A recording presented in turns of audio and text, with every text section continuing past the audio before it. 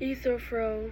Euthyphro is surprised to meet Socrates near the King Aetion's court, for Socrates is not the kind of man to have business with courts of justice. Socrates explains that he is under indictment by one Meletus for corrupting the young and not believing in the gods in whom the city believes.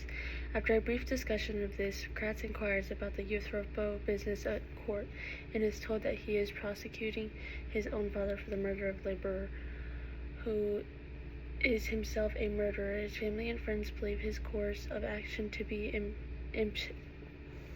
impious, but Euthyphro explains that in this they are mistaken and reveal their ignorance of the nature of piety. That naturally leads Socrates to ask why his piety, and the rest of the dialogue is devoted to a search for a definition of piety, illustrating the Socratic search for universal definitions of ethnic terms, to which a number of early Platonic dialogues are devoted. As usual, no definition is found that satisfies the Socrates. The Greek term hoison means, in the first instance, the knowledge of proper ritual and prayer and sacrifice, and of course its performance, as Euthyphro himself defines it in 14b, but obviously Euthyphro uses it in the much wider sense of pious and conduct generally, and in that sense the word practically equivalent to righteousness. The transition being by way of conduct pleasing to the gods, besides being an excellent example of the early so-called Socratic dialogues. Euthyphro contains several passages with important philosophical implications. These include those in which Socrates speaks of the one form, presented by all the actions that we call pious, as well as the one in which we are told that the gods love what is pious because it is not pious because the gods love it. In other passages clarifies the difference between genus and species. Inspirations or possessions but we cannot be sure that it's the same person. Court, surely you're not prosecuting anyone before the king Archon as I am. Socrates. The Athenians do not call this as prosecution but an indictment. Euthyphro is, what is this you say? Someone must have indicated you, for you are not going to tell me what you have indicted someone else. Socrates. No need, Euthyphro, but someone else has indicted you. Quite so. Who is he? I do not really know him myself. Euthyphro is apparently young and unknown. They call him Meletus. I believe he belongs to the Pythian deme.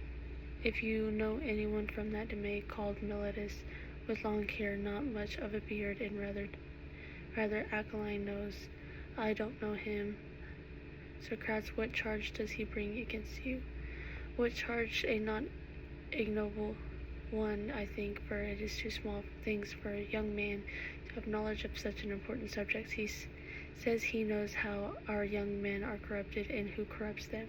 He is likely to be wise, and he sees my ignorance corrupting his contemporaries. He proceeds to accuse me to the city as to their mother.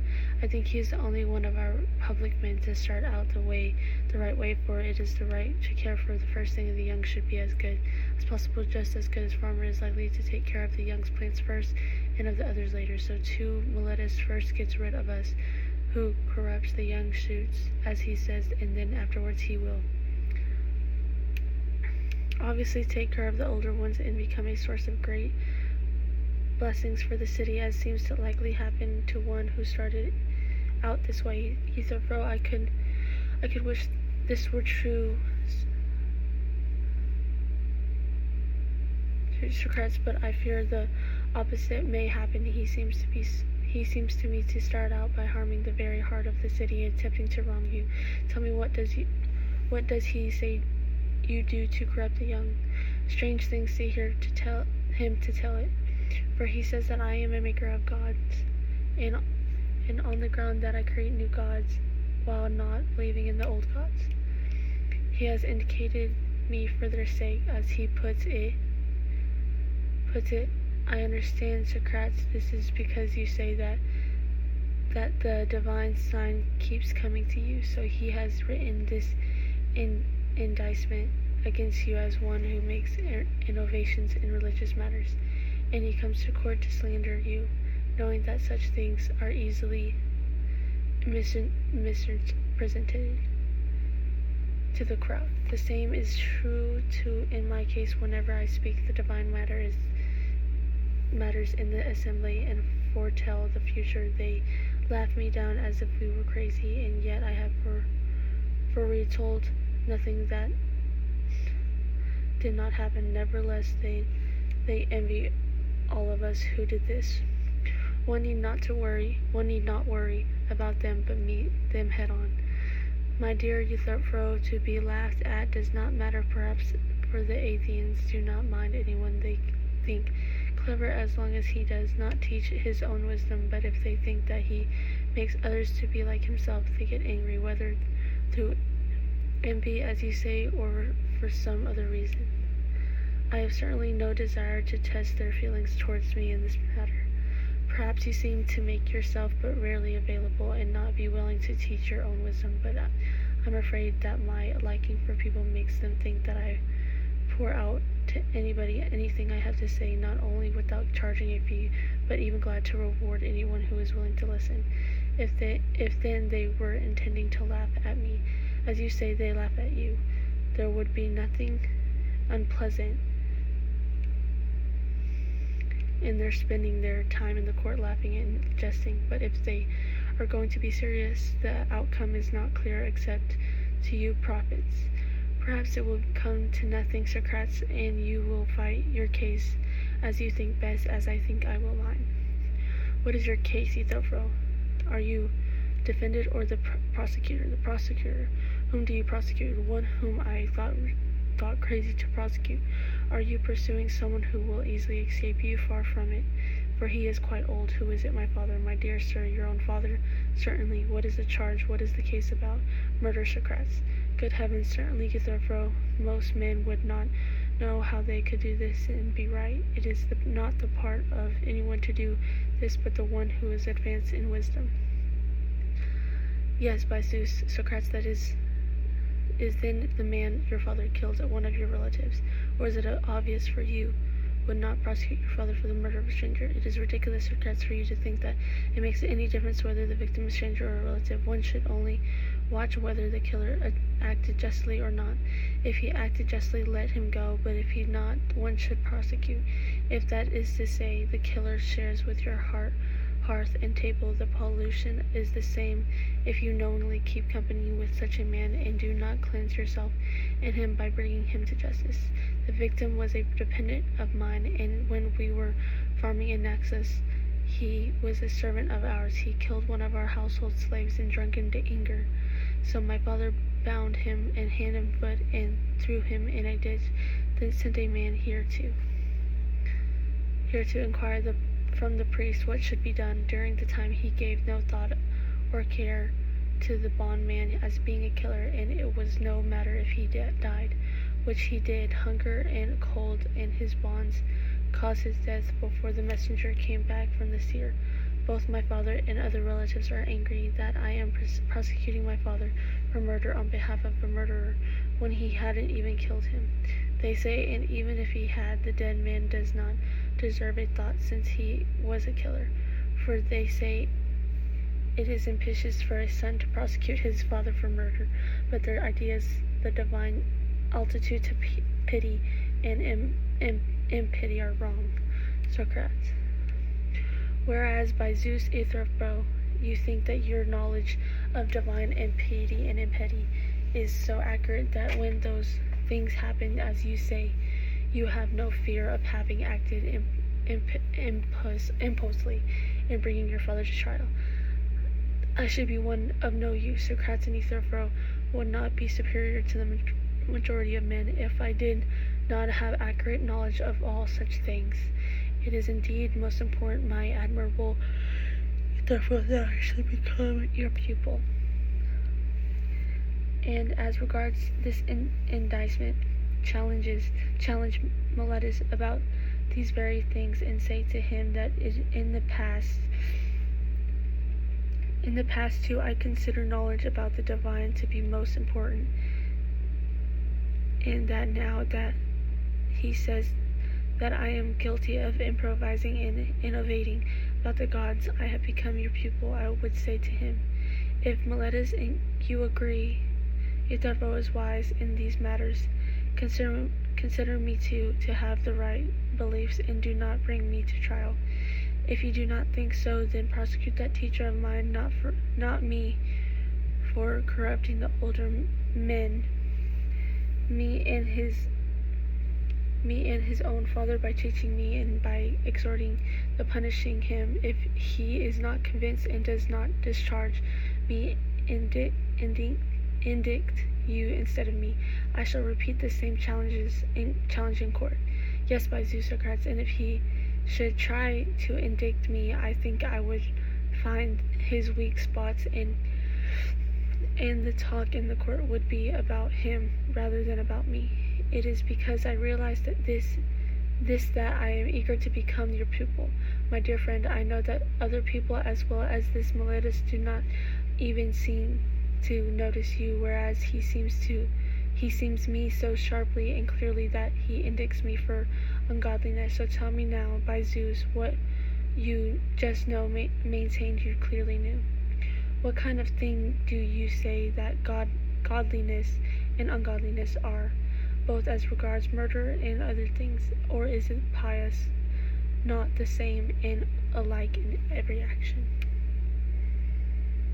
And the impicious, the opposite of all that is pious, like itself, and everything that is to be impious, presents as to one form of appearance, insofar as it impicious. Most certainly, Socrates. Tell me then, what is the pious, and what the impicious do you say? I said that pious is to do what I am doing now, to prosecute the wrongdoer, be it about murder or temple robbery or anything else, whether the wrongdoer is your father or your mother or anyone else. Not to prosecute is impicious. And observe, Socrates, that I can cite powerful evidence that the law is so. I have already said to others that such actions are right, not to favor the ungodly, whoever they are. These people themselves believe that Zeus is the best and the most just of gods, yet they agree that the bound his father because he unjustly swallowed his sons, and then he in turn castrated his father for some reasons, but they are angry with me because I am prosecuting my father for his wrongdoing. They contradicted themselves in what they say about gods and about me. Indeed, Euthyphro, this is the reason why I am defendant in the case, because I find hard to accept things like being said about the gods, and it is likely to be the reason why I shall be told I do wrong. Now, however, if you have full knowledge of such things, share their opinions, then we must agree with them too. It would seem, for what are we to say, we who agree in ourselves have no knowledge for them? Tell me, by the gods of friendship, do you believe these things are true? Yes, Socrates, and so are even more surprising things of which the majority has no knowledge. And do you believe that there really is war among the gods, and terrible enmities and battles and other such things as told by the poets and other sacred stories, such as embroidered by good writers, and by representations of which of the robe of the goddess is adorned when it carried by the Acropolis? Are we to say these things are true, Euthyphro? Not only these, Socrates, but as I was saying just now, I will, if you wish, relate many other things about the gods which I know will amaze you. I should not be surprised, but you will tell me these at leisure some other time, for you tried to tell me more clearly what I was asking just now for my friend. You did not teach me acquaintedly when I asked you what the pious was, but you told me that what you are doing now in prosecuting your father for murder is pious, and I told the truth, Socrates. Perhaps you agree, however, that there are many other pious actions. There are. Bear in mind, then, that I did not bid you to tell me one or too many pious actions, but the form itself that makes all pious actions pious. For you agreed that all impious actions are impious, and all pious actions pious through one form. Or don't you remember? I do. Tell me then, what is form itself is so, that I may look upon it, and using it as a model, say that any action of yours or another's that is any kind of pious, and it is not, that it is not. If that is how you want it, Socrates, that is how I will tell you. That is what I want. Well then, what is dear to the gods is pious. What is not impious? Splendid, Euthyphro. You have now answered in the way I wanted. Whether your answer is true, I do not know yet, but you will obviously show me that what you say is true. Certainly. Came then, let us examine what we mean. An action or a man dear to the gods is pious, but an action or a man hated by the gods is impious. They are not the same, but quite opposite. The pious and impious is not so. It is indeed. And then it seems to be a good statement. I think so, Socrates. We have also stated that with the gods in our state of discord, that they are at odds with each other, Euthyphro, and they are at enmity with each other. That has to been said. It has. What are the subjects' difference that cause hatred and anger? Let us look at this way. If you and I were differ about numbers as to which is the greater, would this difference make us enemies and angry with each other, or would we proceed to count and soon resolve our differences about this? We would certainly do so. Again, if we were differed about the larger and the smaller, we would turn to measurement and soon cause to differ. That is so. And about the heavier and the lighter, we would resort to weighing and reconcile. Of course. What subject of difference would it make us angry and hostile to each other if we were unable to come to a decision? Perhaps you do not have to answer ready, but examine as I tell you whether the subjects are the just and the unjust, the beautiful and the ugly, the good and the bad. Are these not the subjects of difference about which, when the unable to come to satisfactory decision, you and I and other men become hostile to each other whenever we do? That is the difference, Socrates, about those subjects. What about the gods, Euthyphro? If indeed they have differences, will it not be about the same subjects? It certainly must be so. Then, according to your argument, my good Euthyphro, different gods consider different things to be just, beautiful, ugly, good, and bad, and for they would not be odds with one another unless they different about the subjects, would they? You are right. And they like what each of them consider beautiful, good and just, and hate the opposite of these, certainly. But you say that the same things are considered just by some gods and unjust by others, and as they dispute about these things, they are not odds and at war with each other. Is that not so? It is. The same things then are loved by the gods and hated by the gods, and would be both God loved and God hated. It seems likely, and the same things would be both pious and impious, according to this argument, I'm afraid so. So you did not answer my question, you surprising man. I did not ask you what the same thing is about pious and impious, and it appears that what is loved by the gods is also hated by them. So it is in no way surprising if your presented actions, namely punishing your father, may be pleasing to Zeus, but displeasing to Cronus and Uranus.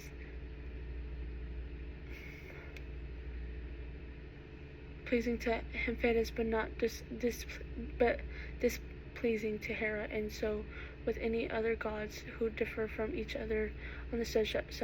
I think, Socrates, that on the subject no gods would differ from another, that whoever is killed anyone unjustly should pay the penalty.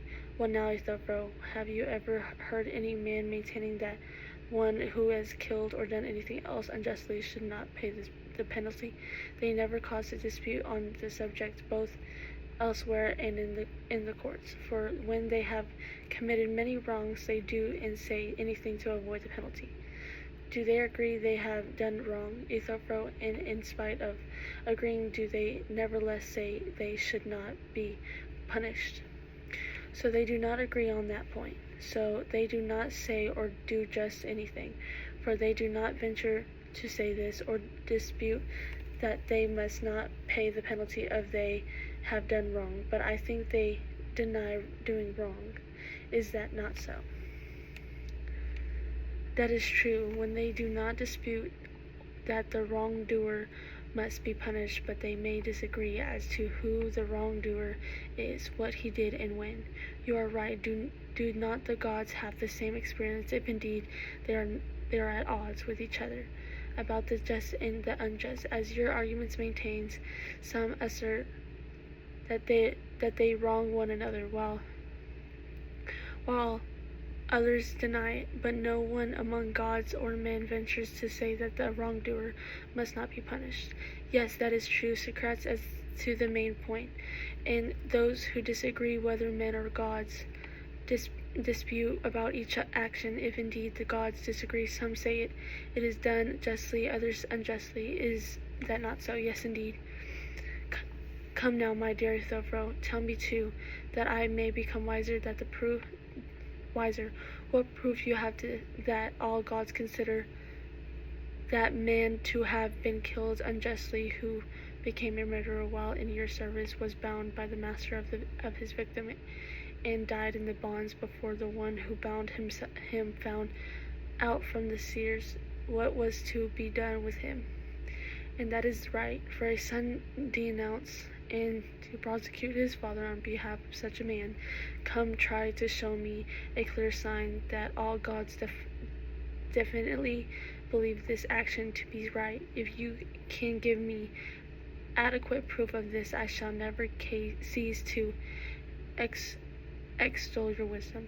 This is perhaps no light task, Socrates, though I could show you very clearly. I understand that you think me more dull-witted than the jury, as you will obviously show them that these actions were unjust and that all gods hate such actions.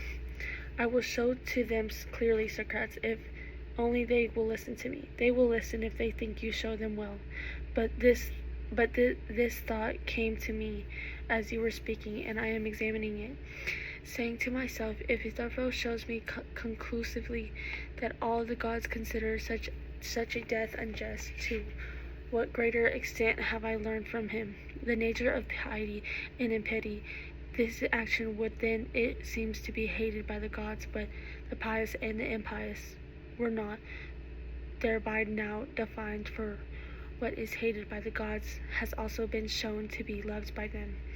So I would not insist on this point. Let us assume,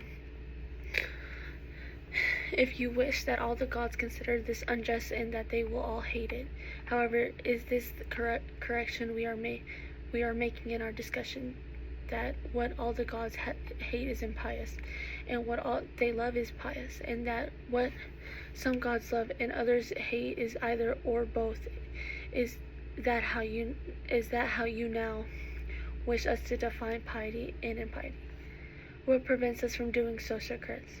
For the part, nothing, Euthyphro, but you look whether on your part this proposal will enable you to teach me most easily what you promised. I would certainly say that the pious is what all gods love, and the opposite, what all gods hate, is the impious. Then let us again examine whether that it is sound statement, or do we let it pass, and if one of us or someone else merely says that something is so, do we accept that it is so, or should we examine what the speaker means? We must examine it, but I certainly think that this is now a fine statement. We shall soon know better whether it is considered this is the pious being loved by the gods because it is pious, or it is pious because it is being loved by the gods. I don't know what you mean, Socrates. I shall try to explain more clearly. We speak of something carried and something carrying, of something led by something leading, of something seen and something seen, and you understand that these things are all different from one another and how they differ. I think I do. So there is also something loved and a different thing, something loving. Of course, tell me then whether the thing is a carried thing because it is not being carried, or for some other reason. No, that is the reason. And the thing led is so because it is being led, and the thing seen because it is being seen. Certainly, it is not being seen because it is the thing seen, but on the contrary, it is a thing seen because it is being seen, or not, nor because it was held something led that is being led, but because it is being led that is something led, nor is something being carried because it is something carried, but it is something carried because it is being carried, is what I want to say clearly, Euthyphro. I want to say this, namely, in that if anything is being changed or is being affected in any way, it is not being changed because of something. It is something changed, but rather in something changed because it is being changed. Nor is it affected because it is something affected, but is something affected because it is being affected. Or do you not agree? I do. Is something loved either something changed or something affected by something? Certainly. So it is in the same case as the things just mentioned. It is not being loved by those who love it because it is something loved, but it is something loved because it is being loved by them, necessarily. What then do we say about the pious, Euthyphro? Surely what is being loved by all the gods according to what you say? Yes. Is it being loved because it's pious for some other reason? For no other reason. It is being loved then because it is pious, but it is not pious because it is being loved, apparently. And yet it is something loved by the God loved because it is being loved by the gods, of course. Then the God loved is not the same as the pious, Euthyphro, nor the pious the same as long as the God loved, as you say it is, but one differs from the other. How so, Socrates? Because we agree that the pious is being loved for this reason that is pious, but it is not pious because it is being loved. Is that not so? Yes. And that the God loved, on the other hand, is because it is being loved by the gods by the very fact of being loved, but it is not being loved because it is God loved. True. But if the God loved and the pious were the same, my dear Euthyphro, then if the pious was being loved because it was pious, and the God loved would also be being loved because it was God loved, and if the God loved was God loved because it is being loved by the gods, then the pious would also be the pious because it was being loved by the gods. But now you see that they are different opposites, cases being altogether different from each other. The one is such as to be loved because it is being loved, the other is being loved because it is such as to be loved. I'm afraid, Euthyphro, that when you were asked what piety is, you did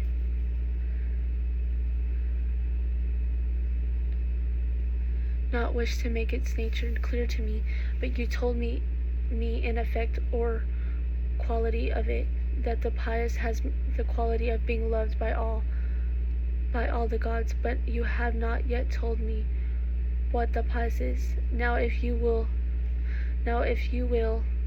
do not hide things from me, but tell me again from the beginning what piety is, whether being loved by the gods or having some other quality.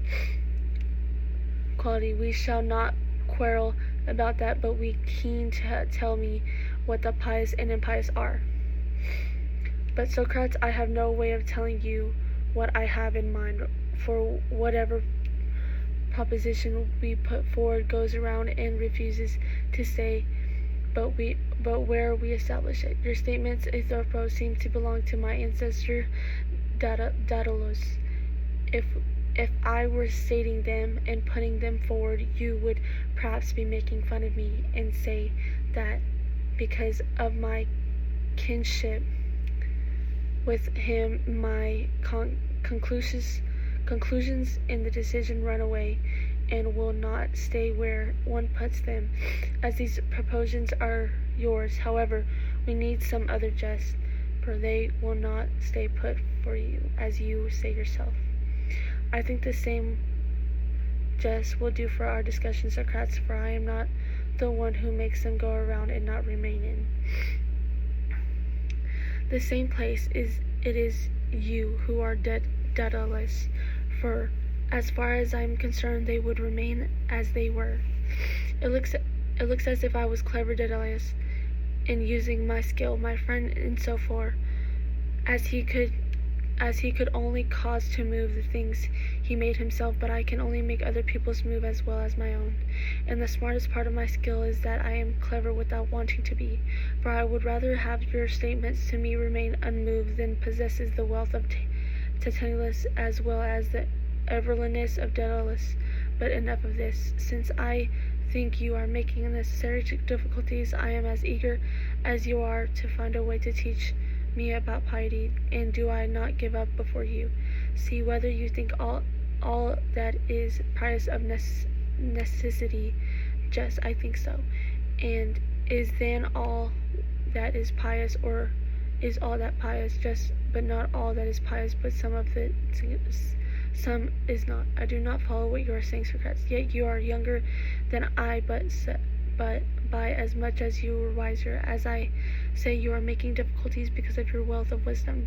Pull yourself together, my dear sir. What I am saying is not difficult to grasp. I am saying the opposite of what the poet said who wrote. You do not wish to name Zeus, who had done it and made all things grow. I disagree with the poet. Shall I tell you why? Please do. I do not think that where there is fear there is also shame, for I think that many people who fear disease and poverty and many other such things feel fear, but are not ashamed of the things they fear. Do you not think so? I do indeed. But where there is shame there is also fear, for is there anyone who, in feeling shame and embarrassed at anything, does not also at the same time fear, dread, or reputation of wickedness? He is certainly afraid. It is then not right to say where there is fear there is also shame, but that where there is shame there is also fear, for fear covers a larger area than shame. Shame is a part of fear, just as odd is a part of number, with the result that is not true that where there is number there is also oddness, but that where there is oddness there is also number. Do you follow me now? Surely. This is the kind of thing I was asking before, whether where there is piety there is no also justice. But where there is justice there is always piety, for the pious is a part of justice. Shall we say that, or do you think otherwise? No, but like that, for what you say appears to be all right.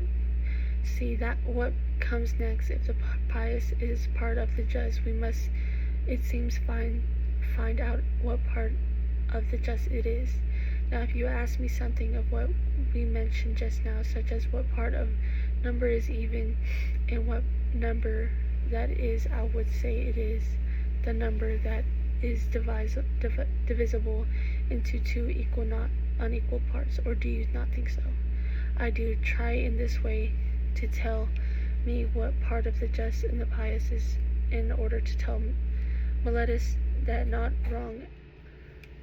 I think, Socrates, that the godly and pious is part of the just is concerned with the care of the gods, while that concerned with the care of men remaining part of justice. Yes, I do mean it in that way. So horse breeding is the care of horses, yes. Nor does even everyone know how to care for dogs, but the hunter does. That is so. So hunting is the care of dogs, yes, and cattle raising is the care of cattle, quite so. Why piety and godliness is the care of the gods, Euthyphro, is the way you mean. It is. Now care in each case. Care in each case has the same effect. It aims at the good.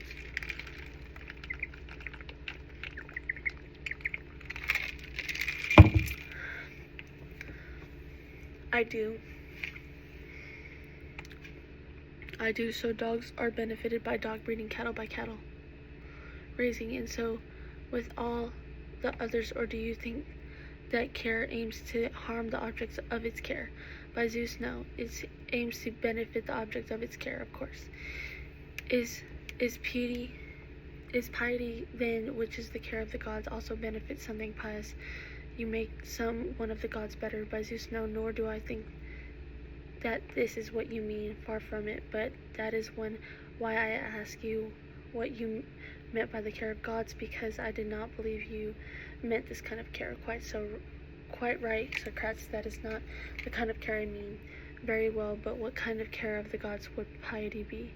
The kind of care, Socrates, that slaves take of their masters. I understand it is likely to be kind of service of the gods, quite so. Could you tell me the achievements of what goal service Dr. tends? It is not. Is it not, do you think, to achieving health? I think so. What about the service of shipbuilders to achievement? It is clearly Socrates to building of the ship. And service of house builders to the building of a house? Yes. Tell me then, my good sir, to the achievement of what aim does service of the gods tend? You obviously know, since you say that you of all men have the best knowledge of the divine. And I am telling you the truth, Socrates. Tell me then, by Zeus, what is the excellent aim that the gods achieve using the servants? Many fine things, servants. So do generally, my friend. Nevertheless, you could easily tell me their main concern, which is to achieve the victory in war. Is it not? Of course, the farmers too. I think the achievement many fine things, but the main point of the efforts is to produce food from the earth.